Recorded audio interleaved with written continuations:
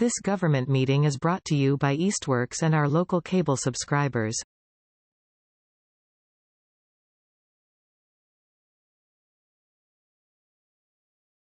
So, welcome everybody to the June Commission on Disability meeting. We're recording, and there's going to be a transcript service going on. So, it's mostly because we don't have a secretary, so it'd be hard for us to take meeting minutes. I have to leave early today at 10:30, so it might be in the middle of your questions for the DPW. So then Eli has to take over.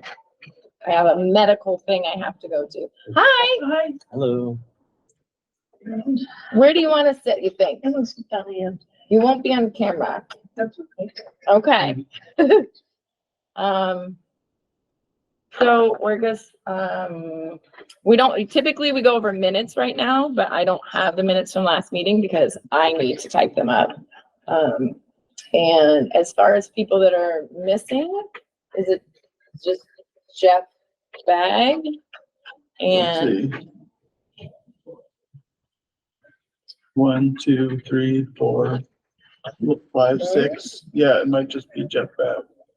which hopefully he scoots up here. So there's that piece. I don't think we have, Stan's not online, right? Stan hasn't. That's right. I'll message Stan real quick.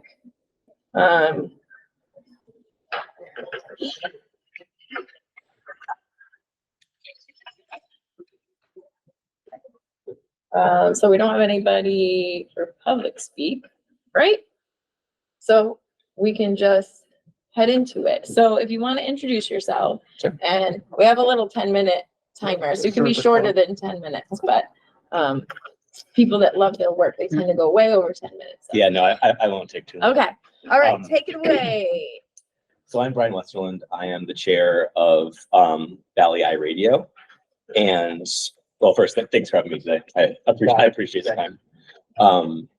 And I'm also an Easthampton resident, so we thought it would be nice for me to hop over and say hello. So we broadcast local news and information for the blind, vision impaired, and print impaired across the Pioneer Valley. And so we and you know, beyond just that transmission of communication, really our purpose is to help folks stay connected to their community, stay independent, and really combat some of that isolation, that depression, that loneliness that a lot of communities are facing today. So we broadcast about 30 local publications, as well as we do some event coverage, and we also stream in some national stuff. We have about 100 volunteers who come to our studio in Springfield and literally read the papers. So we have a really great volunteer staff, and it's we feel like it's having a familiar, friendly voice almost coming into your own home and every day or whenever you're listening. And you know, so let me see. Right now, for example, I'll schedule here. Right now, if you tuned in, you would hear the Springfield Republicans being read. Then at 10:30 would be the Westfield News. After that, the Gazette and the Recorder. And we're running 24 hours a day. And I would say we go a little bit deeper than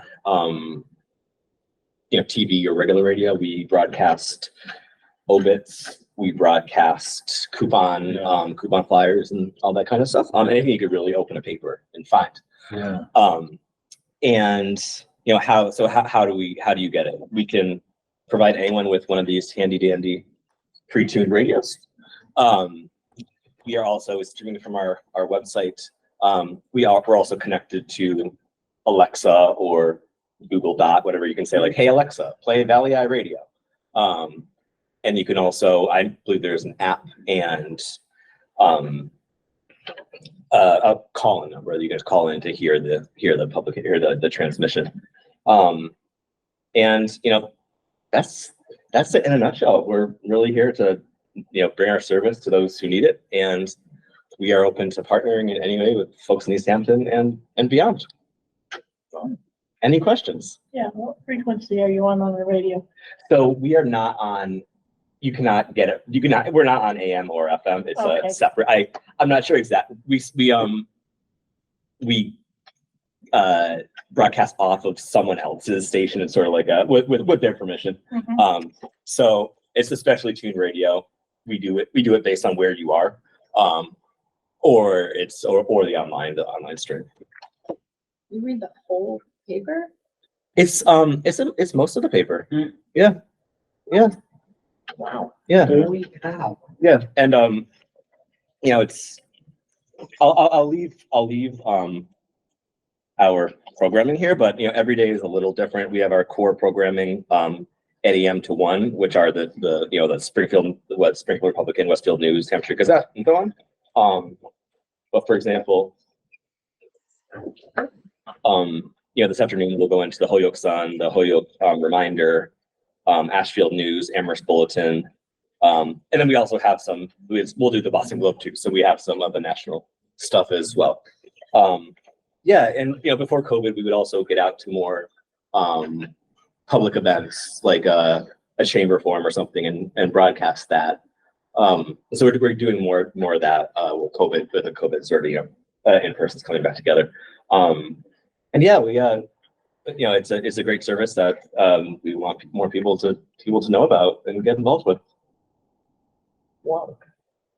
That's a lot. That's a lot. Yeah. A lot of Yeah, I mean, we like 100+ people who that's what they love, to come into a studio and just and read the papers. That's And it's amazing. volunteer based? It's all volunteer based. Nice. Yeah. What? Yeah. No wonder. So then if y'all do feel like you want to come and read, where we have to have I have a question. I have a book at my work. I have an easy book to read, and I like to do that sometimes too. To read, and then this is. Huh. Do you ever do that for entertainment books? Or is we it only the news? we do some entertainment stuff. Like I think we have on Sundays we'll do like chicken soup for the soul. So there's a little bit of that stuff, but it is mostly about the news and the information. Okay. Huh. How you doing? Good. How are you? Good. And let's see, if someone wanted to volunteer, what would be the best way to, We reach out. If you go on our website, there's a form, whatever. You can also reach out to me. I'll send you Alright. some cards and Cool. yeah. Wow, that's amazing. One of those hidden gems that Yeah, people don't know about. Yeah, and we want to get more people out there, and so any ways to get this community engaged, we'd be happy to discuss and work with you. Okay, thank you. You guys have any other questions? No? All right. Well, thank you Well, so we much for I'll leave our coming. program. Here's a little flyer and a couple of my business cards if anyone wants to reach out. Great, All right. Well, thanks for having me. I really appreciate it. that was great. Have a good day. How many minutes was that? You sleep this? 6 minutes and 15 That was good. seconds. that was amazing. Snappy. We should give like awards. and Right. stuff. Well, I'd be happy to come back anytime. Thank you. Stan on there yet? No stand. No Stan. All right, I'm gonna call him real quick, I like to do that. because I know he really wants to be here for the snow stuff. Did you want to take it away now? Your turn. Sure, I can. So I'm Greg Nolan. I'm the Director of Public Works for the city. Angelique sent me over a list of questions and kind of talking points you guys wanted to try to address.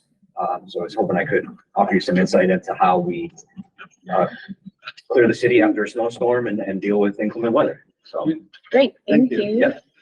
So I think the first question you'd sent me was which sidewalks does the DPW currently clear? So I printed out a list. I got 10 copies here. Everybody wants to just pass them around. Wow, So these are the sidewalks that a contractor actually clears for us based on a sidewalk clearing contract bid we put out every year. So Your next question was that does the DPW clear any sidewalks that do not abut city property? And the answer to that is no. We only clear sidewalks that are abut city owned. Sidewalks in front of alleys, I would expect that would be the responsibility of the owner of the alley. There's one on Cottage Street that's owned by an abutting business that is plowed and cleared by the person that owns that business. Some of the other was there another specific alley you wanted to ask about? We don't have too many in town. Union Court, I would say, is one that's a private way. It's cleared by the property owners. Are there other ones? Yeah, I don't know, the reason I put that question on is because I noticed this winter, there's an alley in front of Cottage Street and the sidewalk was cleared up to the alley on both sides, and then there was just a big pile of snow in front of the alley. That would be the building owners on each side's responsibility to clear out. I see.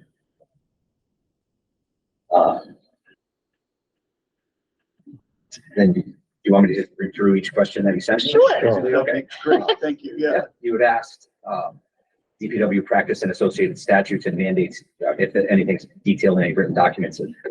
Not really. I mean, we have an operating procedure for snowstorms, but it's really heavily dependent on the storm type of precipitation, timing, intensity, and what we have available for equipment. So as much as I'd like to say, we're out there every 4 inches and we plow, it's really regimented. It's just not, just because the weather in New England isn't. So it's really different, really on every storm. Our time frame for clearing sidewalks is really, it's written into our contract with the person that does the city, the list of sidewalks I just passed out. They have until 24 hours after the snow stops to get out there and get it done. But they're usually working, right through the storm. If say we have like a 12-inch snowstorm, they're going to be out there every 4 inches trying to keep up with it. So it's not so bad.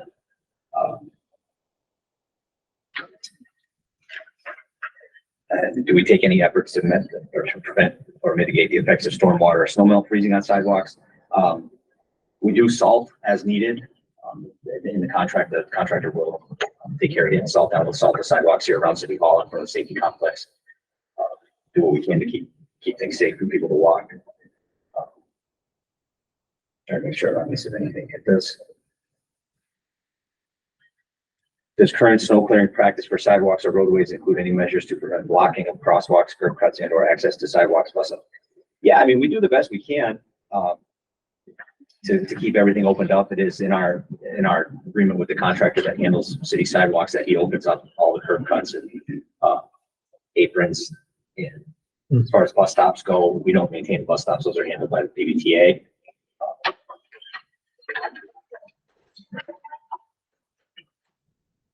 And then what happens when snowfall road is deposited at these access points? I mean, if we know of a problem where too much snow got piled in any one particular spot, we'll go out there and clear it up, which just needs to be brought to our attention. So sometimes we'll have a plow driver on the route that's not so experienced and may not know exactly the best spot to place the snow.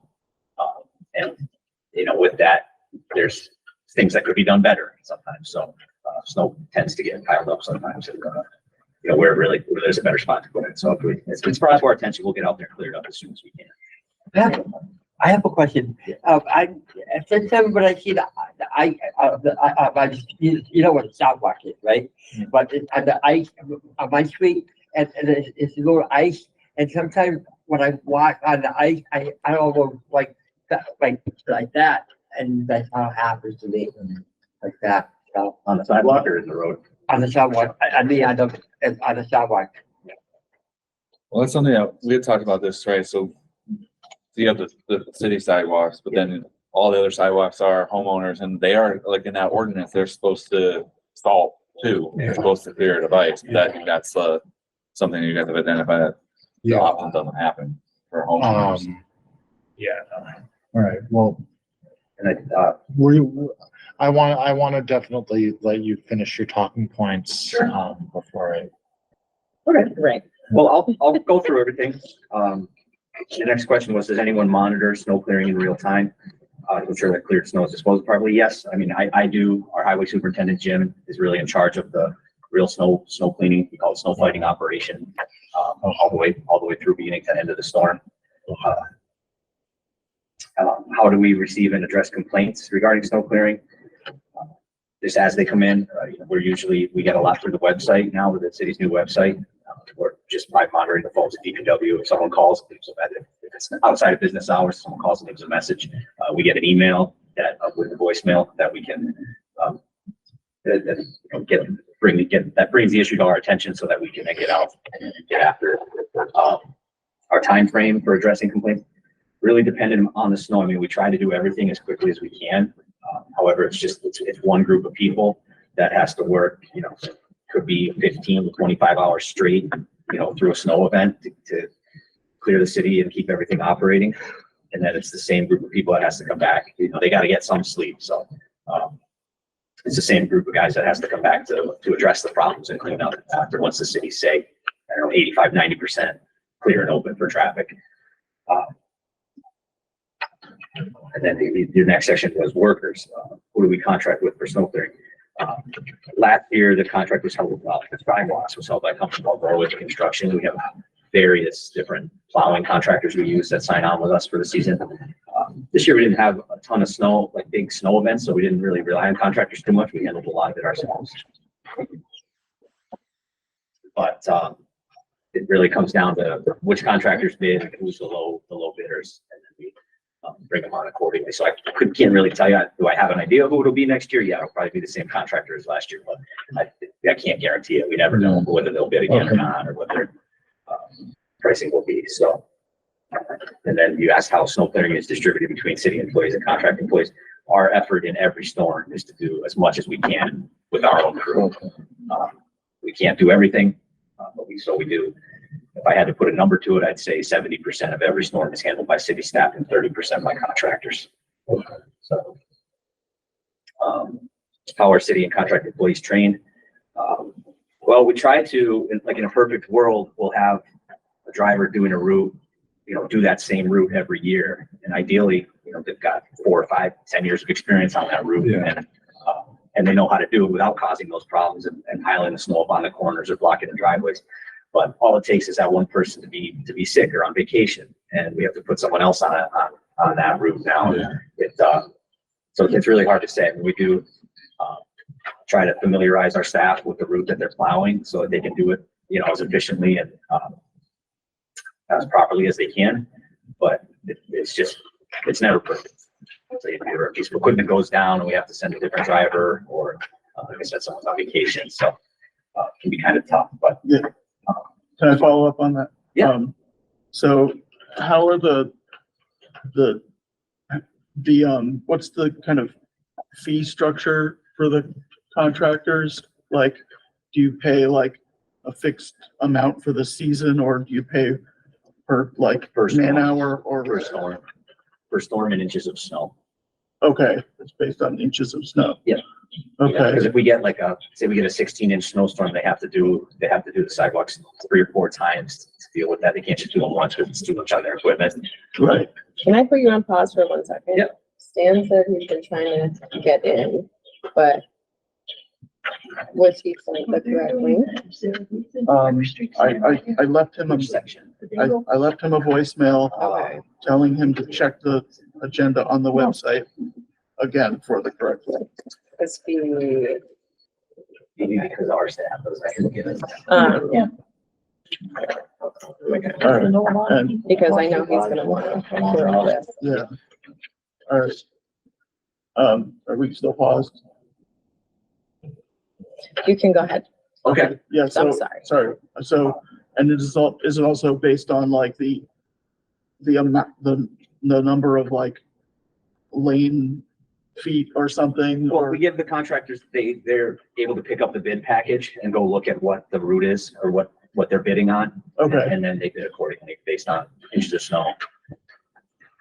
To follow up on, so there's roads, right? Is that part of So, what contractor bid on, and then the sidewalk? That would be hourly. So if it's roads, the sidewalk contract is a little different. Okay. But the plowing, if a contractor has a truck with a driver on with us, that's by the hour. all right, thank you. Yeah. No problem. And then just a little bit more on how they're trained. Most of our staff has commercial driver's licenses and they're trained accordingly. Jim peep this. for the CDL requirements. If they're in a piece of equipment, All say it's right. a loader, then they'll have a hoisting engineer's license and are trained in how to operate that equipment, and there's continuing education requirements of holding a hoisting license that they're held to. But that's kind of more of the licensing technical training than it is just the actual plow route.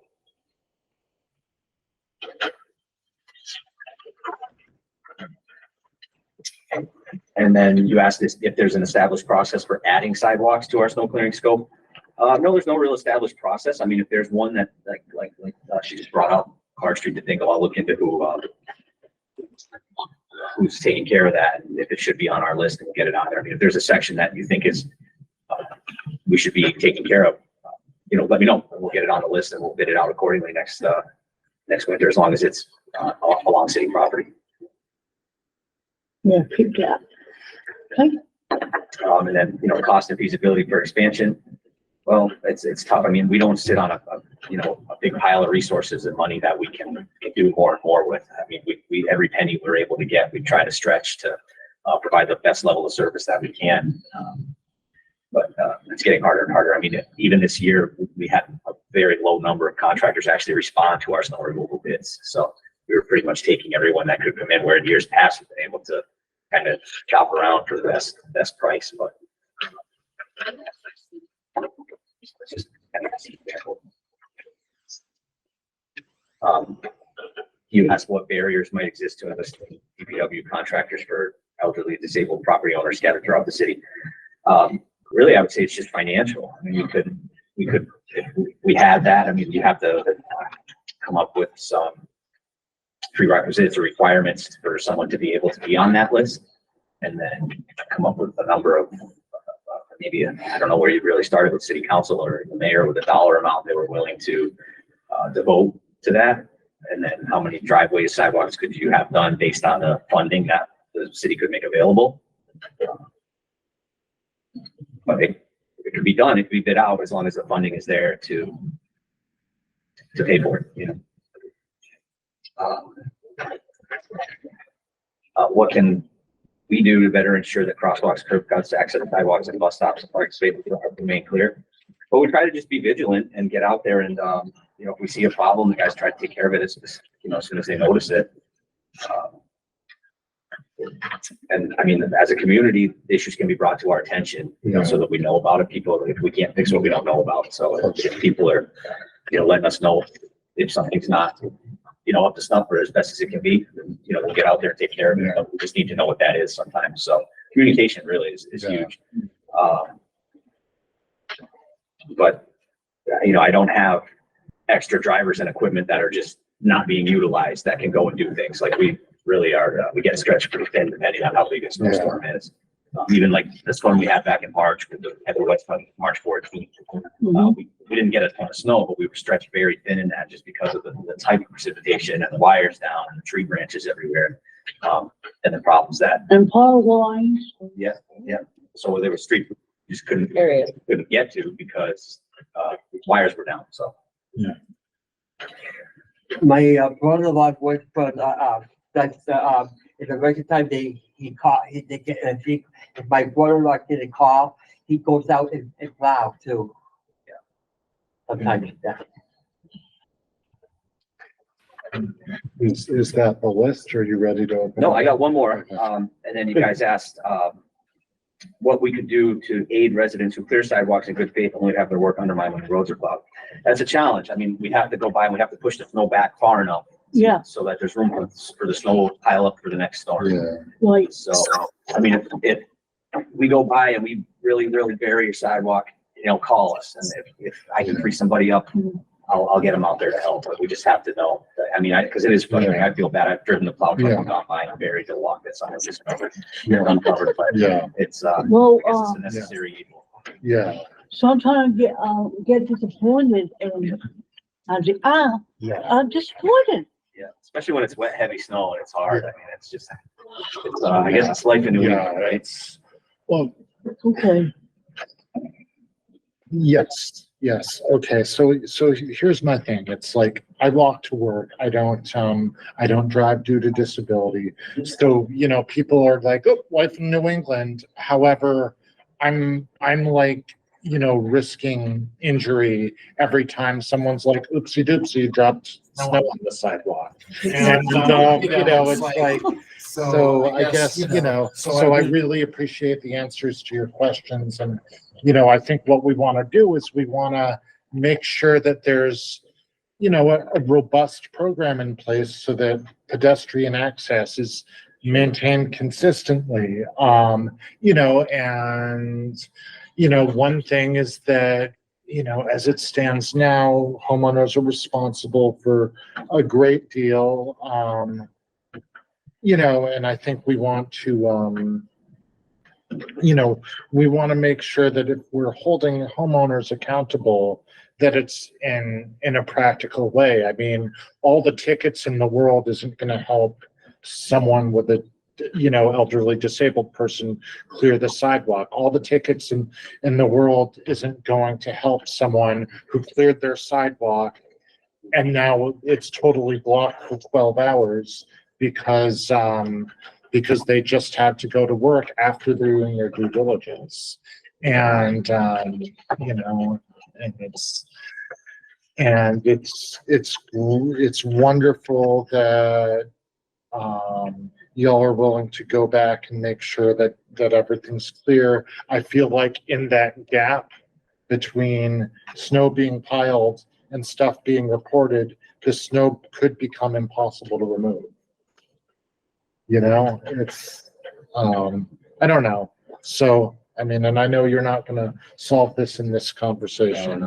But I think that's, I think one thing what Jeff's saying is important is this group worked on a public service announcement last year to remind homeowners that they are responsible and that the accountability is what you said. And then I think part of this on the commission's discussions is making sure that there's some accountability with DPW and just understanding what you guys do.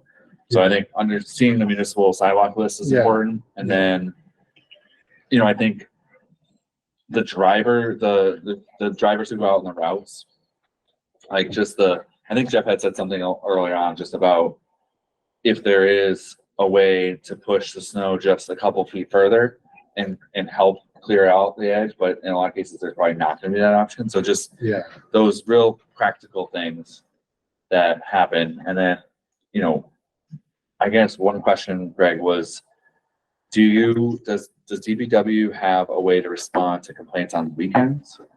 Like if there was a snow event, or is it a kind of a Monday through Friday situation? Well, they call public safety dispatch, and if it's Okay. like 527-1212, and let the dispatchers know. If it's something that is the call, they'll call in a member of our staff to take care of it. So is there some on-call staff you have, like that kind of thing?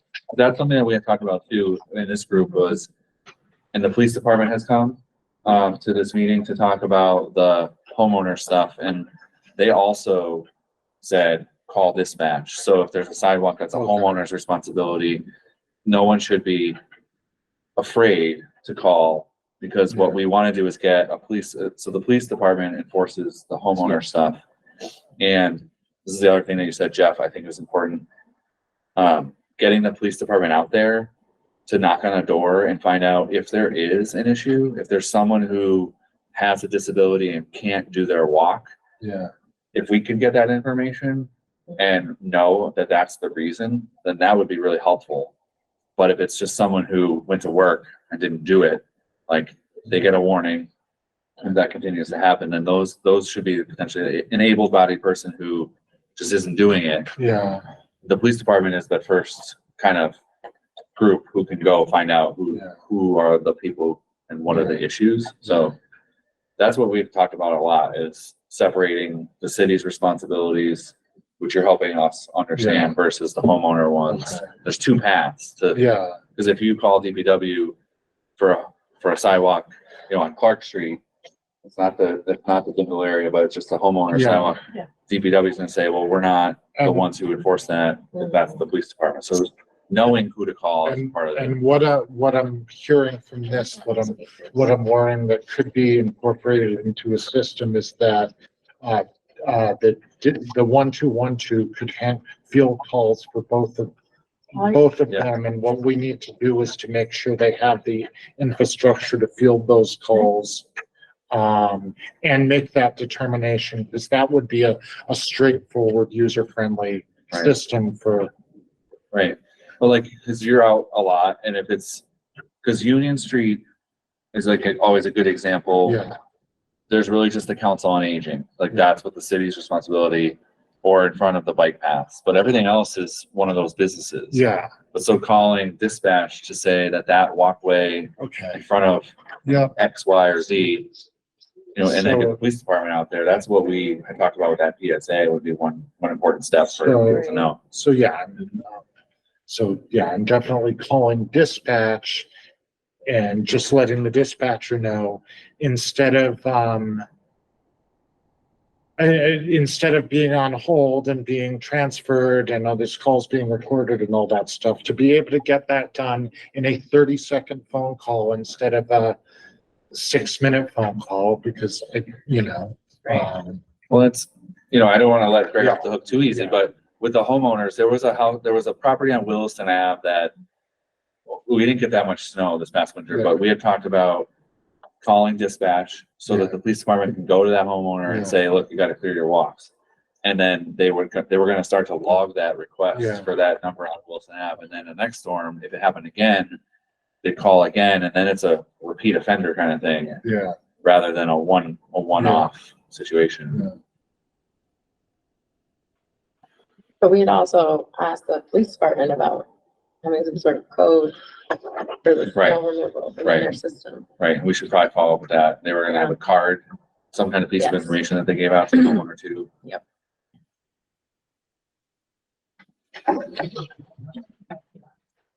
Are there, Any other questions?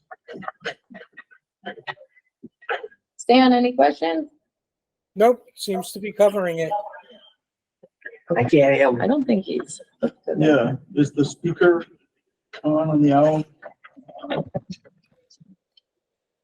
mean, the little eyes are on. Says my Oh, we mic. tried. is there a way to adjust his volume individually? Well, I don't know how to work I this can thing. hear you very, very faintly, Stan. Oh, Change I the volume see. already. Oh, no, he said that was wrong. Okay. Dan, can you say something? Sure. Can you hear me now?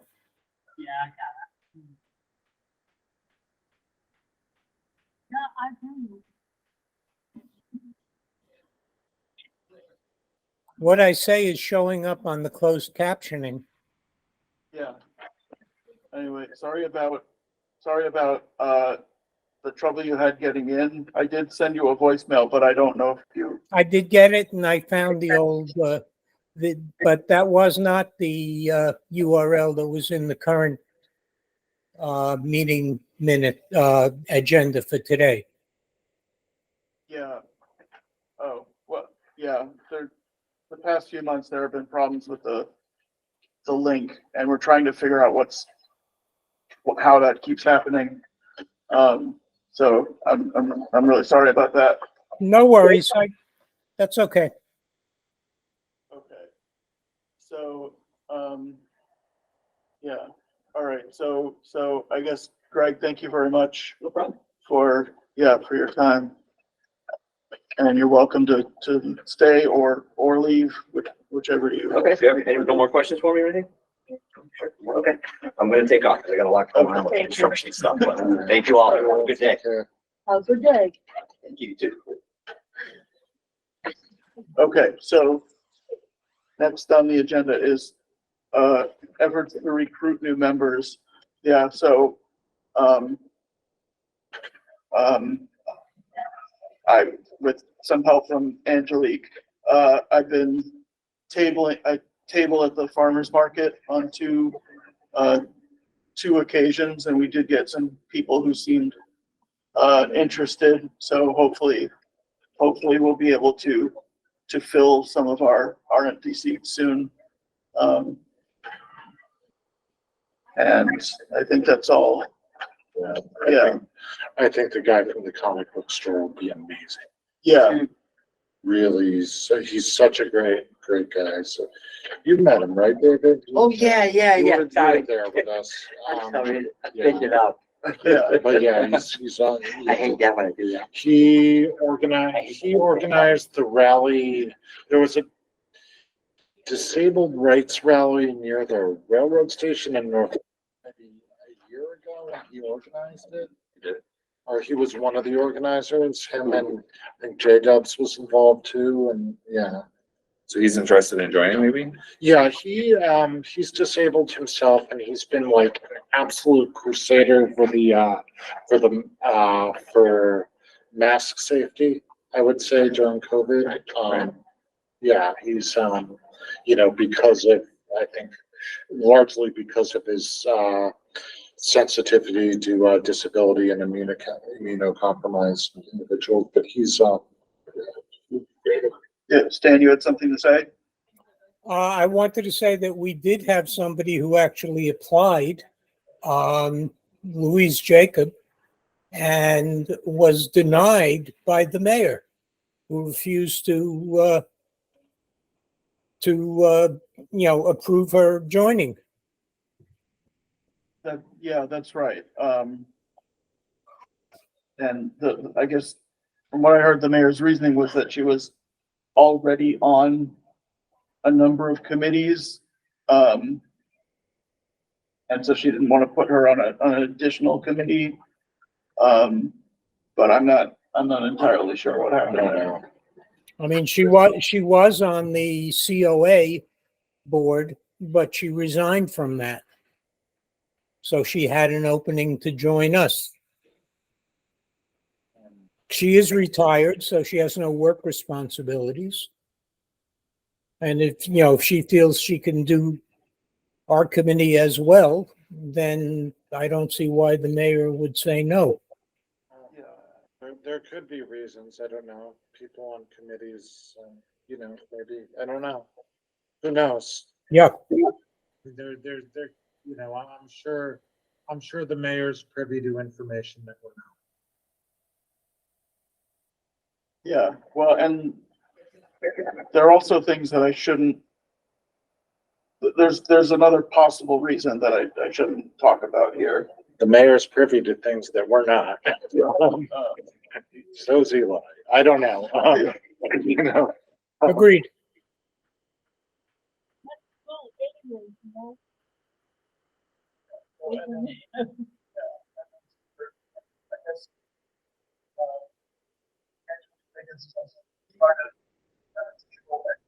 Chaos, but other things at the same time.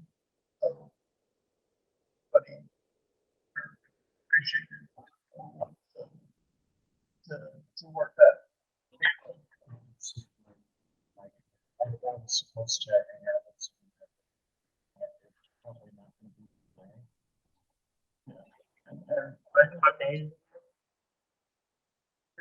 Saturday. 12 to 5. We have that's where I stopped up. what's that? Be back this week. This coming Saturday. Yeah. I can't do it. Okay, yeah. And Sorry, I would do it, but I'll be working my own table, so. sorry. Yeah. Would Angelique be able to set up the table, or how? I'm not, I could definitely, I could see about being part of it, but I'm also just not gonna carry a bunch of tables and materials on piggyback, No, I shouldn't have to do that. And the planning department's having a table too, so I might be able to help set up, but I want to be careful what I volunteer for. Maybe we can talk to Angelique if she had a plan for setting up the table. Yeah, I'd say give Angelique a call Alright. later, if you can help, thank you. Yeah, cause I don't know what her exact plans are. Okay. Alright, So let's see next, survey presentation. Yeah, so I'm pretty much ready, have my presentation ready for the city council. I just want to do like a trial run of it in front of the subcommittee, just to make sure, I'm, everything's good. And hopefully we'll do that, later this week or maybe next week. And then I should be able to, and then I should be, contacting the, I guess Omar to get on an agenda for a city council meeting.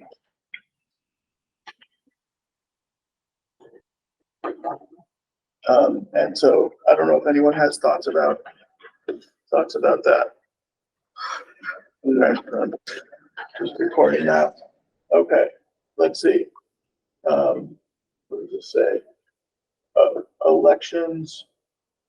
Elections are next month. Okay, yeah, so I guess we were supposed to have officer elections earlier and we didn't. And so officer elections are next month. And I am still willing to be the vice chair. I believe Angelique is still willing to be the chair. We still don't have a clerk. So that is a big problem.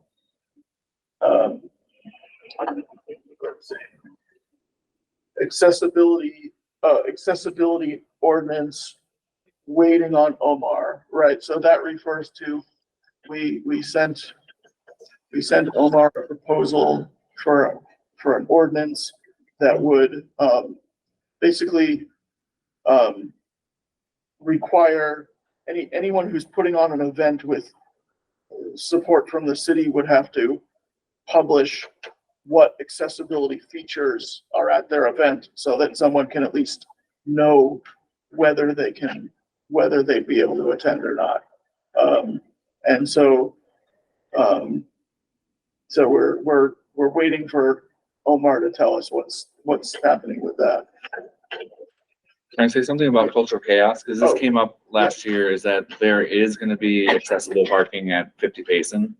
So, Cottage Street gets closed and people have to traverse up Cottage Street to get through. But the accessible parking is gonna be available at 50 Payson. I think it's really the only parking that's gonna be available is anyone who needs accessible parking can do it at 50 Payson. Okay. So it doesn't address like the ordinance, because I don't know, all the details about how cultural chaos is set up. But I do know that accessible parking is available. What's happening on Maple Street School? I guess there could be some parking there, but it's not. It's loaded with construction equipment. Yeah, and then that Yeah, parking that's lot true.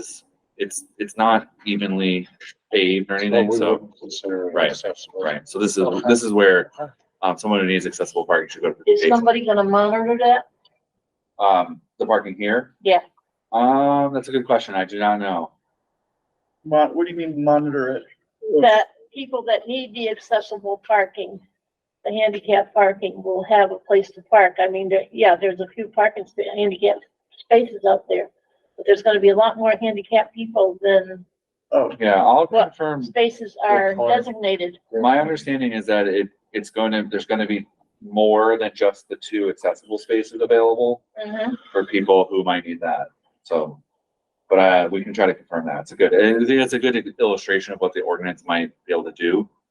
Is next year's cultural chaos, if that ordinance passes, there should be more information available. right. Cause I have a question about, bathrooms, for example. So like, I don't even know what the general situation is for portable toilets at cultural chaos, but that would be a good example of whether there'd be an accessible toilet available at cultural chaos. Yeah, good, Something that the ordinance would help clarify. good point. All right. Let's see. Accessibility trail letter of support, Stan. Okay, so Stan, you had something to talk about this trail accessibility thing? Not really. I saw Angelique's message about it and I read the letter that the person wrote about it, I think is definitely something we should sign up as a group to support, especially since we already did a trail of our own in Easthampton, an accessible trail. And we should mention that in our sign up letter supporting the general legislation. Okay, so, yeah, so I looked at the language and I found it was very technical about like setting up a committee and stuff. And so it's hard for me really to see what the consequences of it would be. But it seems like it's probably a good thing. Well, I mean, we already have a committee, the Commission on Disability, and we want to simply declare our support for the work that the Accessible Trails Group is doing. I mean, just a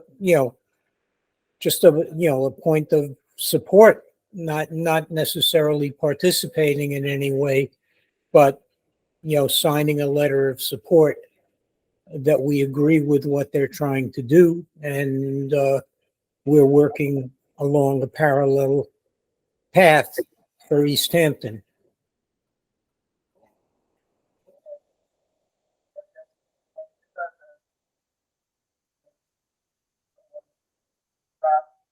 That letter and the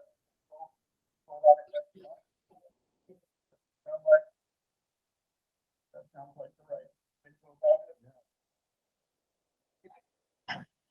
So Stan, would you be willing to draft that letter? I would certainly give it a shot and send it back to you and Angelique for approval, or to the whole committee. Yeah, I guess, well, the whole committee would need to vote on it, so yeah, I guess it would go to the whole committee. Okay. Yeah, and to be clear, we're talking about this state statute, right? I don't remember off the top of my head, but I will review the letter that was Okay. shared with us. Yeah, because I saw this, where is it? I saw, like, yeah, I got this email about a proposed state statute that would basically, yeah, that's what I was talking about when I said I didn't really understand it, but it seemed like, it was like, it would set up like this committee consisting of members from various interest groups and I don't know. Anyway, all right, well, thank you. I think, part of the benefit of what is being proposed is that Eli, you were saying it, but so at the state level, they would form a committee that brings accessibility to the projects that are going through. So to make sure that accessibility is being considered for new trails wherever feasible. And so it's actually a really beneficial thing, because right now it's recommended, or it's suggested that, if you can provide access to someone with any kind of mobility issues, great. But this will set up a committee that pushes that agenda farther, so that new trails could potentially be required to incorporate those design features. So it's a good thing. So I think that, so it's just pushing to create the state committee so that there's a review at that state level for projects. Because they give out a lot of money every year for new projects. And the idea is that there's a committee that would be making sure that accessibility issues are represented, which is good. Yeah. I see Stan was maybe wanted to add into that or chime in. No, I just wanted to add the same thing you just said, that, if it is supported at the state level, there's likelihood we could potentially get additional funding for additional trails. Okay, and the letter would be addressed to the state legislature? Correct. Okay. My only question was whether there was a timeline attached to getting that letter in. If there's any issues with waiting until next month. I didn't see that in there, but I wasn't sure. Yeah, I'm not sure either.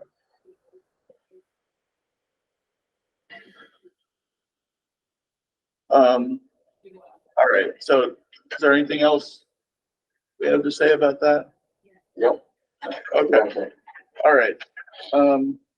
So that's everything that Angelique wrote for me. So what time is it? 10:50. Is there anything else that you guys think we should talk about?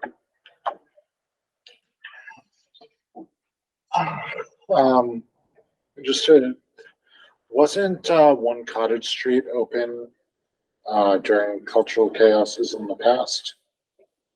One Cottage? Wasn't the Riverside building open, or I forget if they have open studio, but I know the building was definitely open and used as a staging area, which would answer your question about accessible toilets. Okay, yeah, I don't know. That's a good I'm- question. I'm pretty sure in the past it was used as a staging area. Okay, And there are, before any of the big fire doors, there are plenty of accessible toilets. okay. I think that's good to know. And I do think, I can't say for sure, but I'm pretty sure that there are accessible portable toilets that are part of the lineup for other people who use restrooms. I think that that's part of it, but I would like to confirm, but I do think we've covered that over the past couple of years to make Yeah. sure that there's wheelchair accessible portable toilets as part of the event. Yeah, I mean, I think that might be like a requirement that Right. you have in every cluster of, of them, you have to have an accessible one. So Stan was raising his hand. Oh, too. yes, Dan. Yeah, this is a new item. Both my wife and I are considered homebound. And we recently had the health department's public nurse come to our house to give us the last COVID booster shot.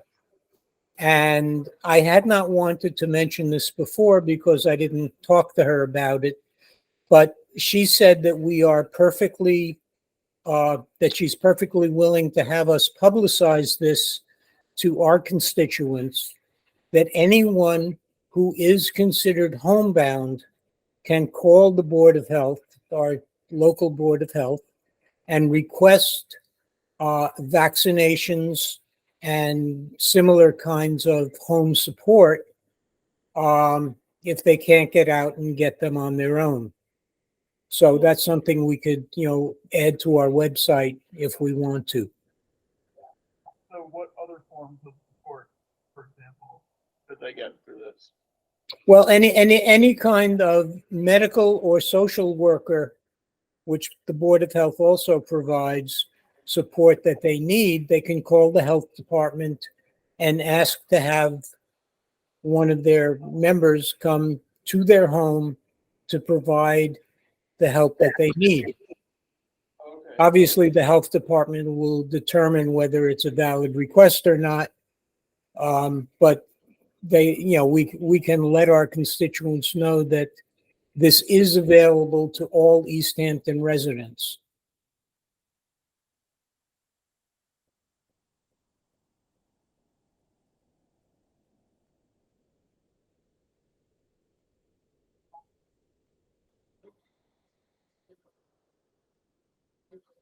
Normal down. I think what we should do is communicate with the Board of Health and have them write up what services they will offer. Because being a nurse and doing home care, I know people will try to expound on that and they'll want personal care coming in and this and that, which is gonna overload them. So if we can get the Board of Health to list for us what they're willing to offer on a homebound basis, then we can put it out to the people. That would be fine. Sure. I'm sure they would be willing to do that. Unfortunately, as many of you may know, Bree has left our health department and the new director has not arrived yet. So there may be some delay in getting a response from them. I was talking to the public health nurse about it when she was at my house. But you still have a board that could list something, in conjunction with the nurse. have the Board of Health itself. Well, but I'm saying, it would probably be the director, the new director that we would want to talk to. And he has not arrived in town yet. So it may be better to wait until he is actually physically on board at the Department of Health. Well, if there's, if there's someone There's in three the people on the office. Board of Health that run the Board of Health, that chair the Board of Health, that oversee positions like the public health nurse and Bree and whoever else, and the secretary down there. and stuff. Oh, okay. I would be happy to call the office and talk to them about it Yeah, and ask them how we should proceed. yeah, because after this meeting, I could just go downstairs. If someone's there, I can ask them. Sure. Okay. Yeah, I'll do that. I don't know if someone will be there or not, but I'll see. All right, well, thank you very much for that info. Yeah, so, anything else? I have a question. Can the Board of Health come to one of our meetings next month? If they could have them come and speak about that? Maybe. About that? It's not a bad idea, Angelique. Okay, that's, you know what I mean? Yeah, that's a good idea.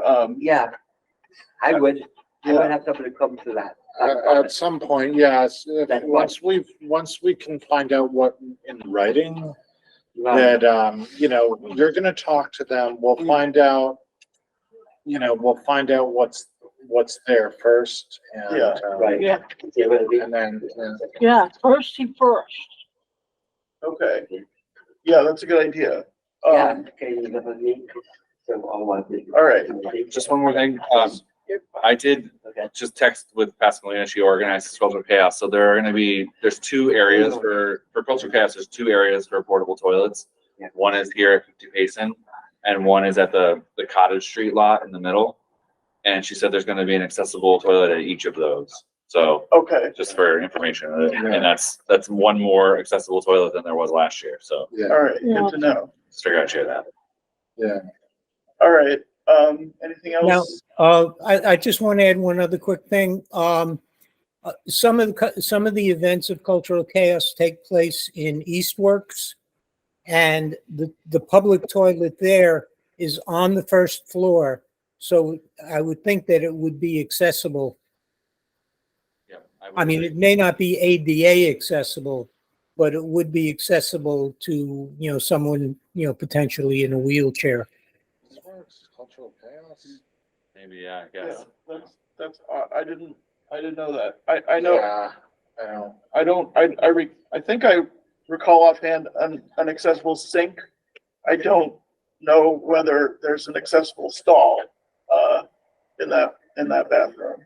All I know is it's on the first floor, down toward the end of the floor where Riffs is.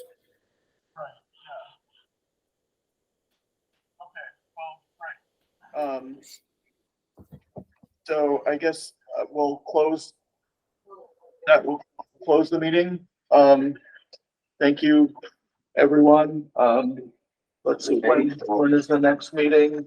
Can someone look up what's the first Tuesday in July? I'll look right now.